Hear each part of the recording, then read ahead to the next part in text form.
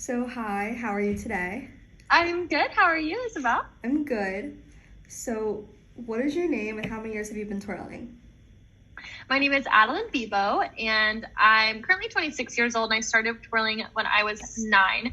So about 17 years since I began twirling, but I competed for around 12 or 13 years. How did you get into twirling? This is still a mystery that has yet to be solved to this day. I must have seen it in a parade or on television because I grew up doing dance, loved it. But one day I came to my mom and I said, Mom, I want to be a baton twirler. She said, Where did you see that? Where are we going to find a coach? So it ended up taking us several years and kind of some other sports along the way, trying to distract me from the twirling dream. But eventually I did find a twirling coach who lived about an hour and a half away from me in a small town of Indiana where I lived. So we would drive an hour and a half there and an hour and a half back twice a week for 4 years before I moved to a coach down in Nashville, Tennessee. So still not really know how I got my start in it or what drove me toward the sport, but I just knew that I was attracted to it. And somehow, somewhere, I just knew that it was what I was meant to be doing. I was always a bit of a stubborn child. So once I got it in my head, I knew that I was going to see it through. So, since now that you're older, you're coaching, I assume, right? Yes. So, you coach all levels, right? Yes, I coach all levels, internationally, virtually, in person. That's really cool. So, you get to show your experience with other twirlers. Absolutely. I love being able to share the lessons that I've learned along the way with athletes, no matter where they're at in their journey. I know for me as a twirler growing up in a small town in Indiana where there really weren't any other twirlers nearby for miles and miles, it was a very lonely journey. And baton twirling is not one of those things where you can go on Google and like type in how to or where to find this and have an answer pop up for you. It's a pretty small, tight-knit community of unknown things where if you're not in the know, if you're not a second generation, third generation, fourth generation baton twirler, you really don't know these things. So learning the ropes was definitely a bit of a challenge for me, especially in such an isolated environment. So I've kind of made it my mission now that I'm on the coaching side of things to share as much of that information with the next generation of twirlers and make it all accessible and to be a resource to them, to not feel like there are so many barriers of entry into the sport. Because I think that in a lot of ways, the sport is kind of secretive. It's very competitive, as you know. And so people tend to gatekeep a lot of their information. So I want to be that easy flow of information where people feel like they can come to me not only for twirling choreography and coaching, but they can come to me if they need any advice or help in the twirling space. So, what is your favorite event and why? I really love the event of probably Extra is probably my favorite. I grew up doing WBTF baton twirling, which does not have anything even similar to Extra.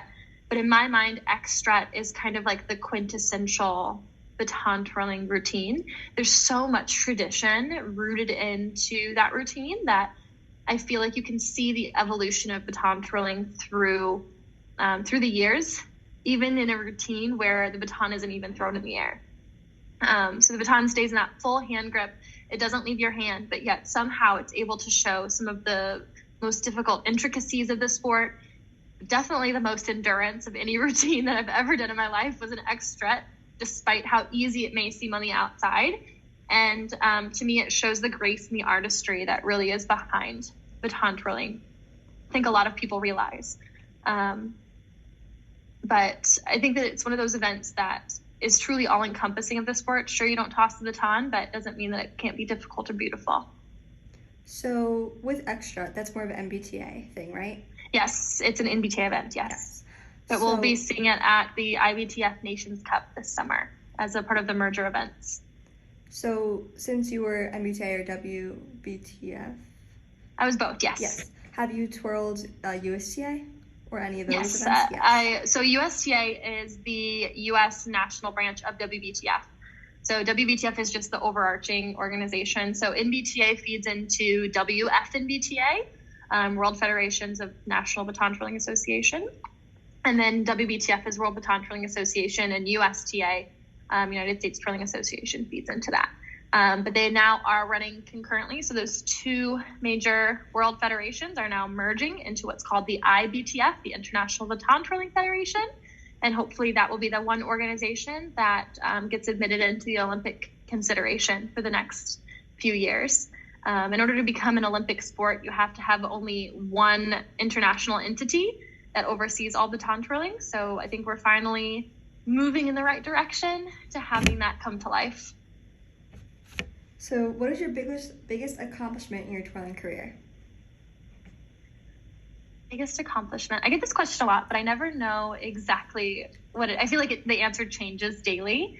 In terms of like what my true biggest accomplishment would be, it'd probably have to be winning the World Championships, winning the Extra World Championships in 2018 in Norway. But I also consider 2017 at the WBTF International Cup, I won the senior women's artistic twirl. And for me, that's like just as good as a world championship, because I was competing against all the same athletes that I'd competed with at the world championships and in an event that I absolutely love called artistic twirl, which is basically like a dance twirl freestyle to standardized music. And so for me, those two are the biggest accomplishments. Those are the two routines that I got to stand on the top of the podium, hear the national anthem played, and just kind of feel that not just even sense of relief, but a sense of true pride on the inside about not only just of me, of my country, of my sport, but I felt like in that moment I had represented everything that I'd worked so hard for to the best of my abilities. I'm also really proud of my College Miss Major of America title. I think mostly because it's something that I never dreamed that I'd be able to win. It was something that, of course, I dreamed of, but never dreamed of actually winning. It felt like something that was so reach. And it just so happened to come together that year in my favor. And even for the award ceremony, I didn't even curl my hair because I thought I didn't even place. I might as well not bother. So we got up to the top 5. So they called the top 10. So I was in the top 10. I thought, okay, this is good. I'm happy with top 10, whatever happens. And my mom was recording the whole thing. And then they called second place. And my mom stopped recording because she said, ooh, she didn't make top 5. Okay, I'll stop recording now. So I don't have any video evidence that I won Miss Major of America, which is so sad. No one videoed it. I have yet to find anyone who has a video. I just have like photos and everything, of course. But that's how truly shocking it was. To this day, like I am starting to believe it a little bit more now than I did like during the year that I won. But it's something that meant a lot to me because it's a true position of representation. You represent the sport of baton twirling to the youth of America and College Miss Major of America, specifically to the collegiate audience as well as the youth of America. You symbolize the dedication, the hard work, the life skills that you develop out of baton twirling, and you get to speak about that on the national stage. So I did lots of television interviews. I did lots of traveling parades, all sorts of stuff as Miss Major of America that felt like I was something bigger than the sport. It felt like I was not only able to like win within the sport, but win outside of the sport. I was able to gather audiences near and far and just help explain what the importance of the sport is and not only the tradition of it all, but why it deserves a place as a major sport in America. So that's kind of a long-winded answer. This next question might be a little tricky, but sure. Since the start of your twirling career to now, do you think the judging has changed? I do. I think it has been. Oh gosh, I have to take this. Okay, so I do think that the judging has changed in baton twirling. I think sometimes for the better, and sometimes maybe not so much. So the judging in baton twirling has become more and more objective, which in a lot of people's eyes, that's a great thing. To have less subjectivity infiltrating the sport of baton twirling, focusing on finding the most like standardized checkpoints or like the most standardization possible. My dog. Finding ways to make baton twirling like easily judgeable. You have a specific standard, you have a specific role model you're judging against. And in a lot of ways, that's great. And they're working toward this new system that's frequently used in gymnastics or figure skating, where you have to pre-register the tricks that you're going to put into your routine, and you have to perform it as is. Otherwise, you get deductions for performing it outside of what you had anticipated. And they can pre-adjust the scoring based on the tricks that you have submitted. So they can pre-judge you, and then they judge you based on execution of those tricks, which in my mind, for me, I'm an improv artist. On the fly, if the sun was coming through the sunlight just wrong in the gym, I was adjusting a trick. I was changing the direction. I was adjusting whatever the trick was. And that was just part of it to me. To me, that's part of being an artist. That's part of being an athlete, is the ability to adjust on the fly. And I don't believe that athletes should be punished for. So with all of that rolling in the near future, it is interesting to see how we're attempting to make the scoring of baton twirling more objective, more suited for, I think, the Olympic stage, which is very, very positive. But in a lot of ways, I feel like the true judgment of baton twirling being subjective is because, for me, part of baton twirling is how you're made to be felt, like how you feel when you watch baton twirling.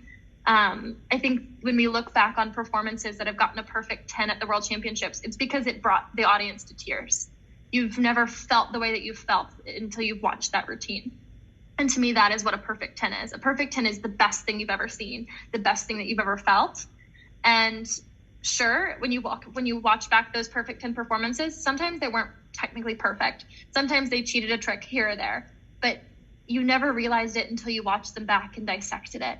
Because in the moment, you were made to feel a specific way. And to me, that's very much a core part of the sport, as it is with any artistic sport, like figure skating, I guess gymnastics to an extent, rhythmic gymnastics, dance, cheerleading to an extent as well. So judging has evolved for sure. It's evolving toward a more standardized process. And I think that we've seen a little bit of that over the years, but I think we're getting ready to see a really big jump in that in the future as well. That's really interesting.